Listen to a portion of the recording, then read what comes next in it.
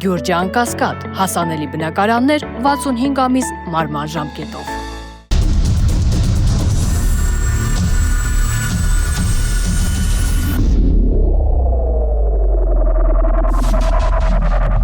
Բարի երեկո, Մեծահաբի եթերում Մեծա Արենանը, ես Արթուր Հայրապետյանը, այսօր զրուցելու եմ դիվանագետ, գիտնական, հասարակական, քաղաքական գործիչ Էդգար Ղազարյանի հետ, բարի երեկո։ Շնորհակալ եմ հրավեր ընդունելու համար։ Ես եմ շնորհակալ։ Պարոն Ղազարյան, անդադ մենք խոսում ենք իմպիչմենտի գործընթացի սկսման, հատկապես սկսման հետ կապված, բայց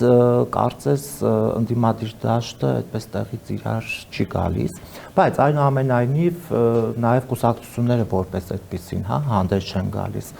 Արթուն ենք շարժումը, կարծես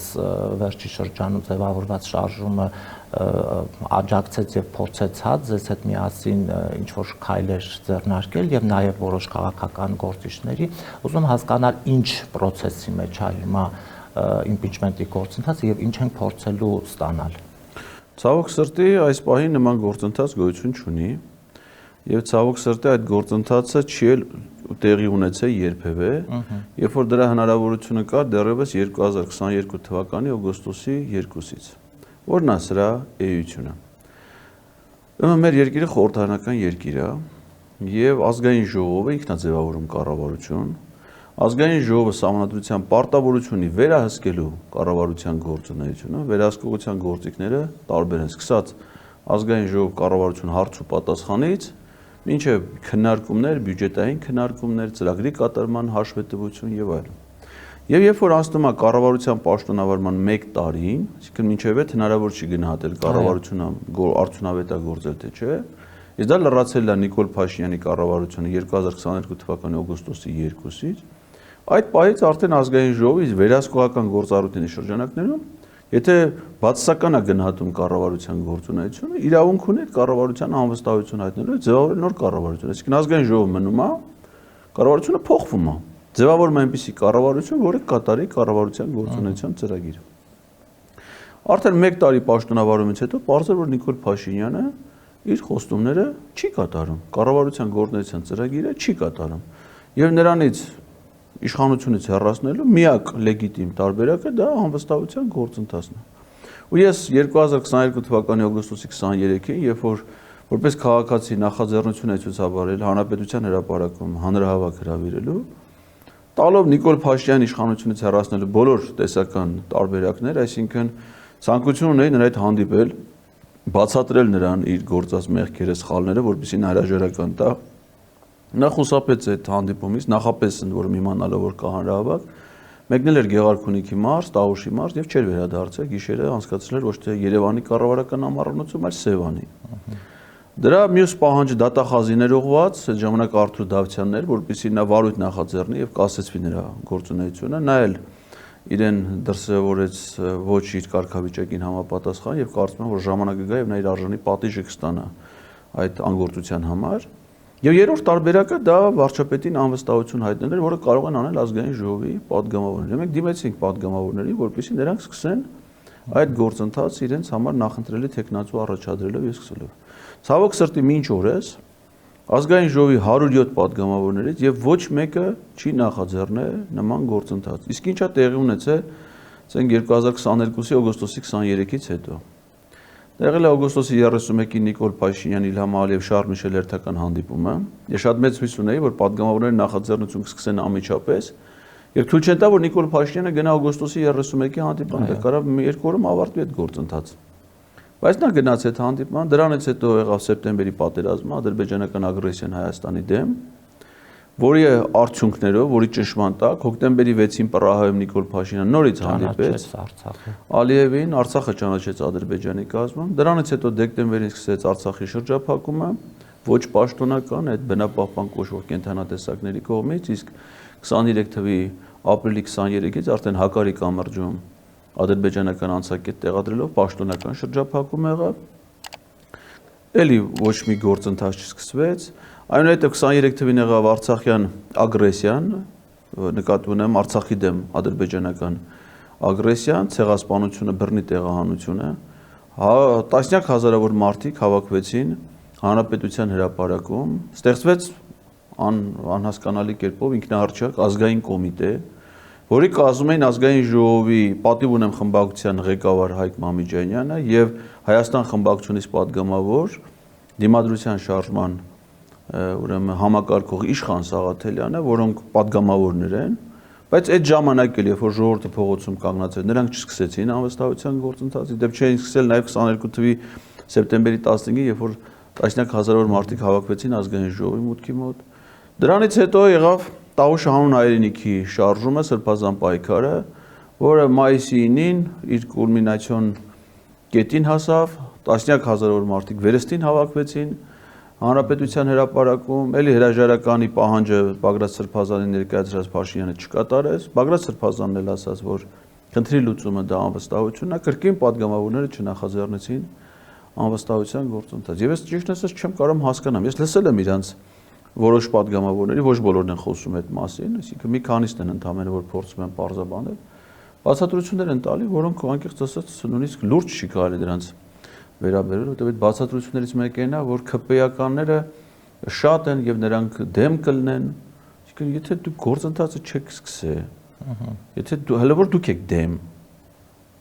ինչ գիտեք ԿՊ-ականները կողմ են թե դեմ, եթե մի գործընթաց չկա, ինչ գիտես դրա վեր, պիտի գործընթացը սկսես հասնես ԿՊ-ականներին, նոր բարձվի ԿՊ-ականները կողմ են թե դեմ են, իրեն գործընթացը չեն սկսում, այդպես հիպոթետիկ իրավիճակների մասին խոսելով, որոնք որպես ԿՊ-ի մամուլի խոսնակներ, ասում են ԿՊ-ն դեմ կլինի։ ԿՊ-ն ինքը պիտի, ընդ որում սա այն դեպքն է, որտեղ որ խմբակցության անուն տալը կամ կուսակցության անուն տալը բացարձակապես տեղին չի։ Ազգային ժողովի կանոնակարգը հստակ տարանջատում է որոշումներ, որոնք կայացնում են падգամավորները, եւ որոշումներ, որոնք կայացնում են խմբակցությունները։ Եվ վարչապետին անվստահության գործընթաց սկսելու կամ դրա վերաբերյալ դիրքորոշում արտահայտել, դա խմբակցության դիրքորոշում չի։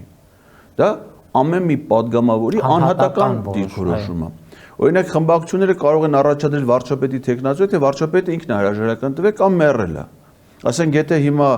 ինչ որ մի դեպքով կամ առողջական խնդիրներով Նիկոլ Փաշինյանը մահանա եւ հարություն չառնի, ինչպես դա եղել է նախորդ 100 դեպքերում, ինքը ասում է, չէ, վերջի 5 տարում ինքը 100-ից ավել անգամներ մահացել է եւ հարություն առել։ Եթե մի անգամ հաջողվի եւ նա հարություն չառնի կամ համապատասխան դատաբժշկական ծառայությունների իրենց պարտականությունը ժամանակին կատարեն 24 ժամում հերձեն, ինչը որ իրենց պարտականությունն է, մինչեւ այդ փաստորեն իրանք թերացել են իրենց պարտականությունը, դիակ դրած չեն հերձել հարություն առել։ Հիմա եթե մի անգամ դա տեղի ունենա, հիմա վարչապետի պաշտոնը դրանով պայմանավորված թափուր լինի, ուրեմն խմբակցությունները պիտի առաջադրեն վարչապետի տեխնազու։ Իսկ եթե անվստահության գործընթացը խմբակցությունը չի նախաձեռնում, հիմա մի падգամավոր կարա նախաձեռնի անվստահություն հայտնելու գոյ։ Դրանք որ ասում են 36 ստորագրությունը, 36 ստորագրություն չի անհրաժեշտ, շատ է անհրաժեշտ։ Բայց որպեսի 36-ը սկսեմ, 36-ում միանգամից չես ստորագրելու։ Պիտի մեկը ստորագրի, հետո 2 րոպե հետո երկրորդը, չէ, հետո 10 րոպե հետո երրորդը, հետո մեկը գործուղումից գա 4-րդը, հետո մեկին համոզեն դառնա 5-րդը։ Ու այդ падգամավորները կարան լինեն տարբեր խմբակցություններից եւ պիտի լինեն տարբեր խմբակ, որովհետեւ որոշման կայացման համար ի վերջո պետքա 54 կողմ ձայն։ Հետևաբար եթե 54 ստորագրություն առնվազն չկա, այսինքն չկա նվազագույն վստահություն, որ այդ որոշումը կընդունվի։ Այդ գործընթացի պաշտոնական մասը ով ասում որ պիտի մեկնարկի։ Մենք էլ մեր մոտեցումն է, որ թեկուզ մի հոգի սկսի, տեսնենք ով է դեմ այդ գաղափարին։ Գնանք որպես քաղաքացիներ մեր աջակցությունը ցուցաբերենք, արդյունքում կստացվի քաղաքական process պլյուս հանրային աջակցություն, եւ ես վստահ եմ, որ դա կգեներացնի հանրության մեծ ուժ, կգեներացվի ուժը փողոցում, մարդիկ կգան իրենց վերաբերմունքով, կպահանջեն, որպեսզի падգամավորները իրենց պարտականությունը կատարեն, ոչ թե ճնշում գործադրեն դրա, այլ հակառակը։ Ազատեն падգամավորներին տարբեր քաղաքական կապանքներից, որ մեկը գտնվում է կուսակցական հսկողության տակ, մեկը առաջնորդի հսկողության տակ, մեկը, չգիտեմ, ուրիշ կաշկանդվածությունների տակ։ Ձերբազատենք իրենց բոլոր կաշկանդվածություններից եւ պահանջենք, որպեսզի կատարեն իրենց ֆունկցիան, այսինքն ժողովրդին ներկայացնելու եւ որպես падգամավոր կառավարությանը վերահսկելու իրենց ֆունկցիան։ Հակառակ դեպքում, եթե դա չի արվում, ինչքան էլ ուզում է ում համար դա հաճելի հնչի, ում համար դա տհաճ լինի, դա նշանակում է վստահություն կառավարության, այսինքն հիմա պատկերացրեք, ասենք ես ելնեի падգամավոր, չէ՞։ Կարդում եմ կառավարության գործունեության ծրագիրը, որտեղ ասում է կառավարության արտաքին քաղաքականության գլխավոր խնդիրը Լեռնային Ղարաբաղի խնդրի կարգավորումն է, Լեռնային Ղարաբաղի կարգավիճակի հստակեցումը, կառավարության ծրագիրն է։ Սահմանադրությամբ ասում է կառավարությունը այն մարմինն է, որն իրականացնում է պետության քաղաքականությունը ծրագրի հիման վրա, այսինքն ծրագրից դուրս ոչինչ անել չի կարող, առավելի եւս չի կարող անել մի բան, որ հակասում է ծրագրին։ Հիմա եթե ես տեսնում եմ, որ կառավարությունը շեղվել է իր ծրագրից, անմիջապես ես մենակով նախաձեռնում եմ վարչապետին անվստահություն հայտնելու գործընթաց։ Առաջարկում եմ վարչապետի տեխնացուի անուն, դա սահմանադրության պահանջը։ Ես դիմում եմ մյուս падգամավորներին, ասում եմ խնդրում եմ միացեք այս նախաձեռնությունը։ Հիմա կարող է մի падգամավոր չմիացի, գիտես ինչ, ես էլ եմ կարծում, որ վարչապետին պետք է անվստահություն, բայց ուղղակի այդ ձեր ներկայացրած տեխնացուն Արթուրը Հայրապետյան շատ ինձ այդքան էլ իմ սրտով չի, ես կարծում եմ, որ այս դժվար պայմաններում նա չի կարա լինի վարչապետ, ասում շատ լավ, այդ դեպքում դու առաջադրի քո տեխնացուն, դու քո նախաձեռնությունը, ես դրան պատրաստ եմ դրան էլ միանալու։ Ուտես կարող է լինեն բազմաթիվ նախաձեռնություններ, բոլոր падգամավորները ստորագրեն այդ բազմաթիվ նախաձեռնությունների։ Դակ ի վերջո հանրային քննարկումների արդյունքում հանրային կարծիքն էլ հիմա իմանալը դժվար չի, չէ՞։ Ժամանակակից պայմաններում է հասկանում ես, որ տեխնացուի շուրջ կա առավել մեծ կոնսոլիդացիա եւ այդ մյուս նախաձեռնություններից հրաժարվում են, թողնում են մենակ այն մեկը, որ ունի առավել մեծ համախմբող ուժ հասարակական աջակցության իմաստով եւ գնում են անվստահության գործընթացի։ Այսինքն դա բան հիմա ասում են չի ստացվի, ասում հետո, ասենք եթե դրեք արեցիք չստացվեց, ինչ է կորցնում։ Եթե նստաստեղը որոշում եք, որ չի ստացվել։ Լավ, ասենք թե հա, կանխավարկած կա, որ ԿՊ-ականները ի վերջո չեն միանա, լավ, չմիացան։ Ինչ է կորցնում։ Եթե չեն միանում, Նիկոլ Փաշինյանը մնում է վարչապետ, չէ՞։ Բա եթե ոչինչ չեք անում։ Եթե ոչինչ չեք անում, էլի է մնում վարչապետ։ Իսկ եթե անում եք, որոշակի շանս կա, որ ինչ-որ մի process-ներ կարող է իրավիճակ փոխեն, չէ՞։ Հիմա պատկերացնեք, իրենց պես մտածեր Նիկոլ Փաշինյանը 2018 թվին։ Գիտեր, որ հանրապետական կուսակցությունը, մենակ մի կուսակցություն արդեն մեծամասնություն է խորհրդանում, բայց մեծամասնություն լինելով հանդերձ նաև կոալիցիա ձևավոր է Բարգավաճ Հայաստան կուսակցության եւ Հայ-Աղաբողական Դաշնակցության հետ։ Բացառված բան է, որ նրանցից որևէ մեկը Նիկոլ Փաշինյանին ընտրեց վարչապետ։ Բայց ընտրեցին, չէ՞։ Կարող է չեն ընտրել 18 թվի մայիսին։ Ընտրել են, բա ո՞նց են ընտրել, որովհետեւ նա կարողացավ հրաժարականի պահանջ գեներացնել եւ դրա շուրջ ունենալ հանրային աջակցություն։ Այո։ Եթե ինքը տեսականորեն մտածել, որ հանրապետականները շատ են պարլամենտում եւ այլն, ոչինչ չէր հասնի։ Պարոն Ղազարյան, չմոռանանք, որ 21 թվականի ընտրություններին հատկապես ընդդիմությունը երբ որ որոշեց մասնակցել, որն էր պահանջը, հա ժողովրդի, եթե մենք ձեզ քվե ենք տալիս, այն պայմանով ենք տալի, որ դու գնաք ազգային ժողով Նիկոլին հեռացնելու պահանջով։ Իրանք էլ են դա։ Ընդդիմությունը հաստատեց, որ այո, մեր նպատակը ազգային ժողովում լինելու Նիկոլին Այս դեպքում արդեն 4 տարի անց ինչու են որոշել, հա, այսպես պաշտպանել, ըստ էության։ Ստացվում է, որ այո։ Դից է ստացվում, այո, թող կարող է դա կոպիտ է հնչում, բայց դա իրականությունն է, այսինքն մենք պիտի այդ իրականության մասին բարձր ձայնով խոսենք, չհաշտվենք այդ իրականության հետ, որպեսզի փոխենք այդ իրականությունը։ Եվ հետո, երբ որ ասում են ներողություն, ԿՊԱ-ականները չեն քվեարկի, հա, անվստահության հետ կապված։ Այստեղ նաև նախորդ օրը մամուլում տվեց անուններ, որոնք 26 թվականի ԿՊ-ի ցուցակում չեն լինելու։ Այսինքն գոնե իրենց ներսում գիտեն, չէ, ովքեր լինելու են, ովքեր չեն լինելու։ Եվ ըստ դրան գուցե նրանք իրենց կաշին փրկելու համար կամ դավաճանի պիտակը։ Չէ, պատասխանատվության նախքան մեր ընդդիմադիր падգամավոր։ Այո, դուք լրիվ ճիշտ եք, ես էլ եմ քվեարկել ընդդիմադիր խորհրդարան անցած ուժերի օգտին, մեր ընտանիքում։ Այո։ Եվ միակ ակնկալիքը այդ քվեարկության ոչ թե եղել է, որ գյուղատնտեսության բնագավառում քաղաքականություն իրականացնեն, քաղավիացիայի բնագավառում որ իրաշխան, այլ որ Նիկոլ Փաշինյանին հեռացնեն, բոլորիս քվեն միտված եղել դրան։ Եվ իրանք մասնակցել են այդ ընտրություններին, ստացել են մի զգալի մասի հանրության աջակցությունը,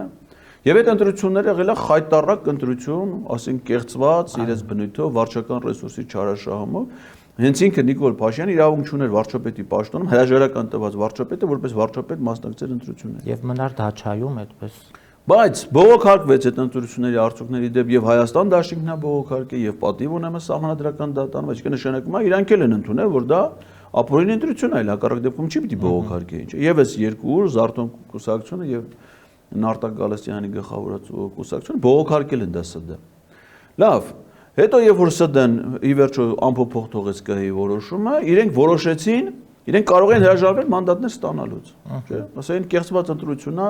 մենք չենք ընդունում դրա օրինականությունը։ Այդ դեպքում ազգային ժողովը չէր ձևավորվում։ Այո, ձևավորման պահին կլուծարվեր, էլի։ Հիմա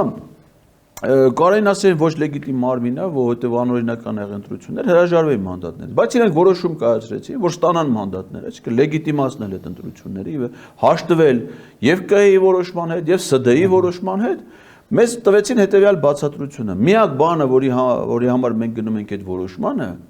որ падգամավորի կարգավիճակը մեզ տալիս է լրացուցիչ լիազորություններ, հնարավորություններ մեր պայքարին նոր թափ հաղորդելու համար։ Եվ մենք եթե մինչև հիմա միայն փողոցային պայքարով ենք պայքարում Նիկոլ Փաշինյանի դեմ,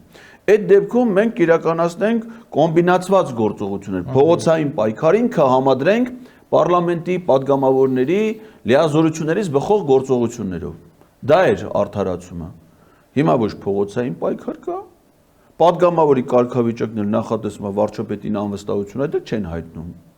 Падգամավորի կարգավիճակը նախատեսում է, որ պիտի տարբեր պաշտոններում տեխնացուներ առաջադրեն եւ պայքարեն սրանց դեմ, չեն առաջադրում։ Падգամավորի կարգավիճակը նախատեսում է, որ պիտի ընդհանրեն մասնակցեն խորհրդարանական լսումների եւ թույլ չտան իշխանության մարմինների ներկայացուցիչներ թփրտան առհասարակ այս հանրային կյանքում այսքան դավաճանություններ, ճշնամություն անելուց հետո։ Չեն գա։ Եվ պարզվում է իրանք իրար միասին նաև գործողումների են գնում։ Ընդգրկված են միասին տարբեր հանձնաժողովներում։ Իջնում են ազգային ժողովի բակում ԿՊ-ական падգամավորների հետ սակուռա ծառի վրա, չգիտեմ, թաշկինակ են կապում։ Էդ են խոստացել մեզ։ Այդ չեն խոստացել։ Իսկ պարոն Ղազարյան եղել է, որ անհատական հանդիպեք, հա, հատկապես Հայաստան դաշինքին եմ ասում, որովհետև Հայաստան դաշինքն է ավելի քանակով շատ, անհատական падգամավորների հետ զրուցել եւ ասել, որն է քո դիրքորոշումը իմպիչմենտի։ Այս վերջի շրջանում չէ, բայց նախապես եղել է։ Օրինակ, երբ որ 2022 թվականի սեպտեմբերի 15-ին անակնկալ ըստ էության եւ հախուռն եւ որևէ մեկի կողմից չկազմակերպված մարդիկ ինքնաբուխ հավաքվեցին ազգային ժողովի շենքի դիմաց սեպտեմբերի 15-ին։ Այնտեղ են, եթե հիշում եք, եկան նաև ազգային ժողովի падգամավորներ, երկու խմբակ, կարծես թե բոլորը ամբողջ կազմով։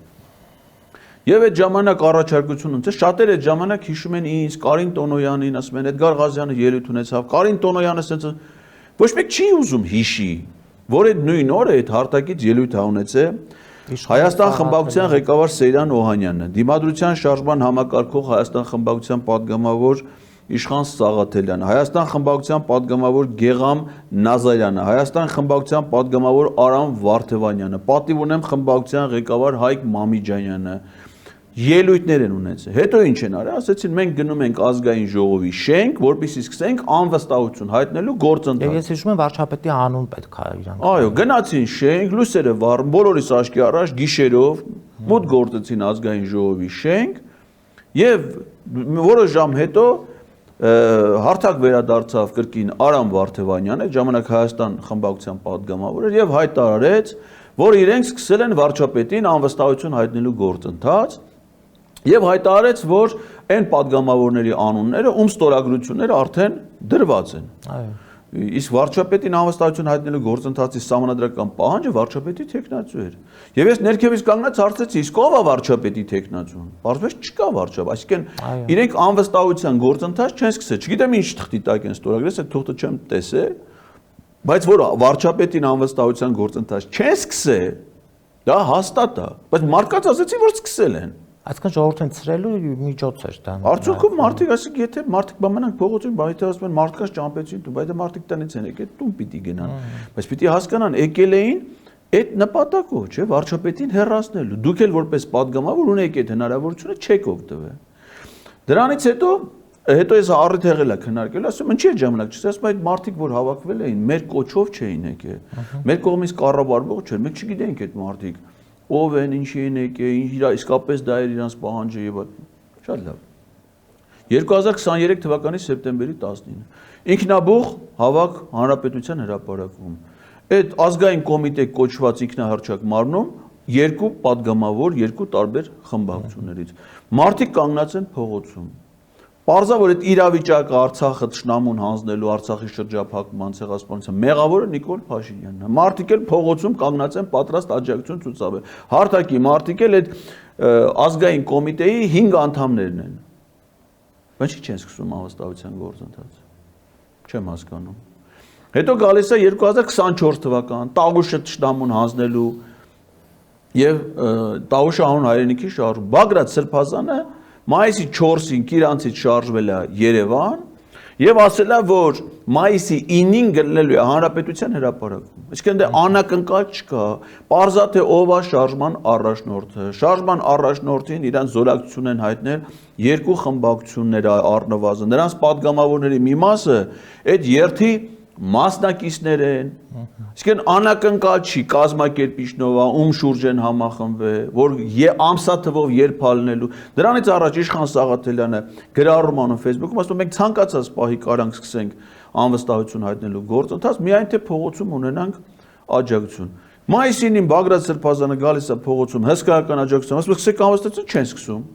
Հետո ես հանդիպել եմ։ Ասում է ու թռնում է։ Հետո ես հանդիպել եմ Իշխան Սաղաթելյանը, այդ հենց հույդա գրասենյակում։ Ասում եմ ում եք սպասում։ Ասում է կարող մասնավոր զրույց է, բայց քաղաքական զրույց է, այսինքն ես այդ անհատական ինչ-որ մի իրար վերաբերող բան չէ, ասում է հա, խնդիր չկա, ուղղակի մենք հիմա քննարկում ենք վարչապետի տեխնացուի հարցը, ոնց քննարկում ենք։ Բայց ասում եմ, եթե դու մայիսի 2-ին գրել ես, որ ցանկացած պահի կարաք սկսեք անվստահության գործընթաց, նշանակում է մայիսի 2-ին դուք արդեն գիտեիք ով է վարչապետի տեխնացու, այդ գործընթացը որ սկսեք, դե վարչապետի տեխնացուով սկսեք, չէ՞։ Բայց եթե գիտեք մայիսին էլ ի՞նչ եք քննարկում, էլ քննարկելու բան չկա, մայիսին դուք արդեն պետք է սկսեք այդ գործընթացը։ Այդ վաղտը չսկսեցին։ Հիմա ամեն ինչ կարծես ասվել է, ամեն ինչ մեր, հա, մեր առաջ է ինչ որ արվել է։ Հիմա ինչ եք պատրաստում անել, պարոն Ղազարյան, հատկապես Արթուն ենք շարժման հետ, որովհետեւ Արթուն ենք շարժում ասածը, այտենց ֆորմալ ոչ մի բան իրանից չի ներկայացնում, այսինքն դա ոչ լոգո առանձին падգամավորների նամակներ ուղարկել, հասկանալ կոնկրետ։ Մենք ասես քննարկում ենք, մի քանի մարդիկ ենք, որ համաձայն է թե համաձայն չի։ Մենք այդ գաղափարը պաշտպանող ցանկացած մարդ կարա համարի պայմանական այդ անվանումը սկնես չէ, որ դե դիմում գրես դառնաս, բան լոգո խփես բան։ Դες բաներ չկա, գաղափարի շուրջ, ով որ հիմա մեզ լսող մարդը իմ տեսակետները խելամիտ է համարում, հիմնավոր է համարում, փաստարկված է համարում, ինքը կարա համարի այդ նախաձեռնության ինպես անդամ, որովհետև ես որևէ այլ կարգ առաջնորդ, առաջի քարտուղար, երկրորդ քարտուղար, այդպես կարգավիճակներ չկա։ Ցանկացած մեկս այնտեղ ունենք նույն մարդ ուղղակի որ այդ գաղափարի կողմնակից է։ Հիմա քանի որ падգամավորները բոլորը մեզ հաշվետու են որպես, որովհետև իրանք յուրաքանչյուրը մեր ամբողջ ժողովրդին ներկայացնում են։ Իրենք էլ իրենց պարտականությունները կատարելու համար ունեն արդեն 22 թվականից մինչև հիմա 3 տարի ժամանակ իրենց լիազորությունը, պարտականությունները լիարժեք չեն կատարել։ Մենք որպես քաղաքացի իրավունք ունենք իրենց դիմելու, ասելով կոնկրետ հասկանանք, այս падգամավոր որ մենք տեսնում ենք ձեր չաշխատելը։ Հանկա այդ Արթուն ենք խորհրդանշական իմաստով, որ մենք քնած չենք։ Որ մենք արթուն ենք եւ տեսնում ենք, որ ոնց որ թե դուք եք քնած։ Փոխաբերական եմ ասում էլի, եւ պետք է նաեւ դուք արթնանաք։ Եվ մենք ոչ մի իմպերատիվ պահանջներ բան չունենք, չենք էլ կարող ունենանք, այսինքն դա իրենց գործառույթն է։ Մենք ասում ենք, խնդրում ենք դուք ձեր դիրքորոշումը անհատապես ասեք դրա վերաբերյալ։ Այո։ Եվ ես կարծում եմ, որ այդ պետք է հիմա կազմակերպական որոշ հարցեր քննարկվում է, հնարավորություն տանք, որպեսզի Հայաստանի յուրաքանչյուր քաղաքացի իմանա ազգային ժողովի բոլոր 107 падգամավորների անհատական դիրքորոշումը եւ քաղաքական պատասխանատվությունը այս իրավիճակում Նիկոլ Փաշինյանին սատարելու կամ նրան ընդդիմանալու վերաբերյալ։ Ընդդիմանալու ուրիշ որևէ բացատրություն, քան անվստահության գործընթաց սկսելը գոյություն չունի ու չի կարող ունենա։ Աջակցել եմ, մարդիկ պիտի իմանա, որ ենթադրենք այս ինչան է, կիսում է այն հանցանքը, որ արել է Նիկոլ Փաշինյանը։ Եվ դա պետք է որպես ցմա ցկյանս ուղեկցի յուրաքանչյուր падգամավորի, ով որ հիմա ունի այդ կարգավիճակը։ Որտեվ պետք չի ամեն դեպքում թույլ տալ հակ հասնել 26 թվականի, որտեվ ես վստահաբար կարող եմ ասել եւ հետո էլ մենք դա կարող ենք տեսնել եւ հաստատել, որ 26 թվականը լինելու է 21 թվականի կրկնությունը։ Մենք օրացույց համարել, որ Նիկոլ Փաշինյանը փոխվելու է եւ չի կեղծելու ընտրությունները, դա ինչ որ ես չեմ կարծում, որ ես կամ որևէ մեկը կարանք օրացույցը փոխենք եւ այնց անենք, որ վաղը լինի 2026 թվականի ապրիլի 14-ը։ Չեն կարա դες, ես դες բան չեմ կարող անեմ։ 2026 թվականի օրը գալու է 2026 թվականին։ Հիմա մեր այսօրվա քայլերն է, թե մենք ինչպես են գնում 2026 թվական։ Մինչև 2026 թվական, եթե անվստահության գործընթացը հիմա նախաձեռնվի տապալվի, եւս երկու հնարավորություններ կա մինչև 2026 թվականը։ Հիմա մենք մինչև 2026 թվական ոչինչ չենք անում, որպեսզի թողնենք Նիկոլ Փաշինյանը ամենապնդի իր իշխանությունը եւ 26 թվականին Զավթիային վերստի ոնց որ այլ 21 թվականին լրիվ կիսում եմ ձեր դիտարկումները, թե խափանում ենք նրա մահաբեր ընթացքը։ Ես կարծում եմ, որ պետք է գնալ երկրորդ ճանապարհով, խափանել նրա մահաբեր ընթացքը։ Թույլ չտալ կրթել այս հասարակությանը, հատկապես երբ որ ամեն օր կրակոցներ են հնչում եւ ինքը հեծանիվ ակշում եւ կրթում է։ Եվ ունի 7 տարվա հնեցված տգիտություն։ Շնորհակալ եմ, պարոն Ղազարյան։ Ես եմ շնորհակալ։ Կհանդիպենք։